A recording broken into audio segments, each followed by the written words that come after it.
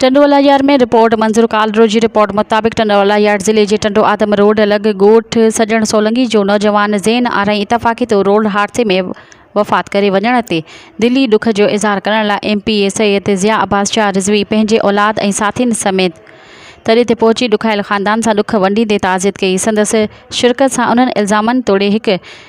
शुबहे जो बि ख़ात्मो थियण जूं ख़बरूं गर्दिश में आहिनि, जिन में खेनि मुलविस कयो थे वियो। रिज़वी हल्कनि मूजिब के आङुरियुनि ते ॻणण जेतिरा शरारती ऐं तासुब परस्त फ़र्द हिन रोड हादसे में सैयद समर अब्बास शाह रिज़वी खे मुलविस करण जे नाकाम ऐं किरियल हरकत कंदे मामले खे भड़काइण जी कोशिश कई, पर संदन सब्र ऐं थधे मिज़ाज सां अवाम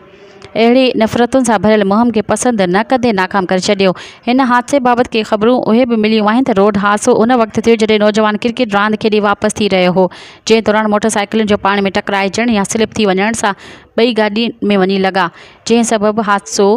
रोनमा थियो ऐं हिन जा चोॿोल आहिनि, जंहिं करे नौजवान ज़ैन आरई वफ़ात करे वियो। हुन हादसे खां पोइ चंद रिज़वी ख़ानदान जा मुख़ालिफ़ चाहिनि था त इतफ़ाक़ी रोड हादसे में वफ़ात करे वियल जवान ज़ैन सियासी ख़ानदान जे हिकु फ़र्द जे गाॾी जी टक्कर सां वफ़ात करे वियो आहे, उन जूं फेक ख़बरूं हलाइजनि। संदन अहिड़ी गुमराह कंदड़ प्रोपेगेंडा जो रिज़वी ख़ानदान सख़्तीअ सां नोटिस वठंदे जेके शख़्स ज़ाहिरी या अंदरूनी तौर मामले खे भड़काए फ़साद कराइण चाहिनि था तिन ख़िलाफ़ क़ानूनी कार्रवाई क़दम खणण लाइ सोच वीचार करण जूं ख़बरूं मिलियूं आहिनि। अहिड़ी नफ़रतुनि ऐं तासुब वारे प्रोपेगेंडा खे ॾिसंदे ज़िया अब्बास शाह पाण हादसे जो शिकार थियल नौजवान जी ॻोठ पहुची जनाज़े में शरीक थियण ऐं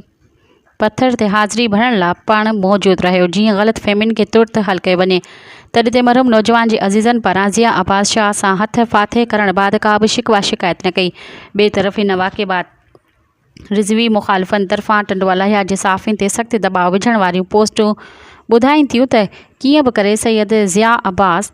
शाह जे फ़र्ज़ंद खे मुलविस करे पंहिंजा पलांद वरिता वञनि या शहर जी फ़िज़ा खे नफ़रतुनि जे वर चाढ़ण या फ़साद करायो वञे, पर अहिड़ी हरकत में उहे शरारती नाकाम ॾिसिजनि था, छो जो आज़ाद ज़रियुनि मूजिबि हरूभरू कंहिंखे कंहिं न कंहिं कयल जुर्म में फासण या बदनाम करण सुठो अमल न लिखियो वेंदो। सियासी इख़्तिलाफ़ थी सघनि था, करण बि घुरिजे, पर उन्हनि खे ज़ातियात तरफ़ खणी वञण खे को बि इंसान दोस्त सुठो अमल करार न ॾींदो। हिन हादसे में रोनमा थियल ग़लति फ़हमियुनि बाबति बुज़ुर्ग सियासतदान सैयद अली नवाज़ शाह रिज़वी सां फ़ोन ते ॻाल्हि ॿोल में सख़्तीअ सां सैयद समर शाह जे मुलविस हुजण तोड़े गाॾी सां टक्कर थियण वारी ख़बरुनि ऐं इल्ज़ामनि जी तरदीद कई आहे जो छोकिरा पाण मोटरसाइकिल तां किरिया आहिनि। उन सिलसिले में पाण इहो बि चयो त ग़ैरतमंद बाअसूल सहाफ़ियुनि खे जस हुजे जिन दबाव खे क़बूल न कंदे सहाफ़त जो कंधु बुलंद रखियो ऐं अजायो कंहिंखे मुलविस करण लाइ नफ़रतुनि भरियूं ख़बरूं ॾियण खां पासो कयो आहे।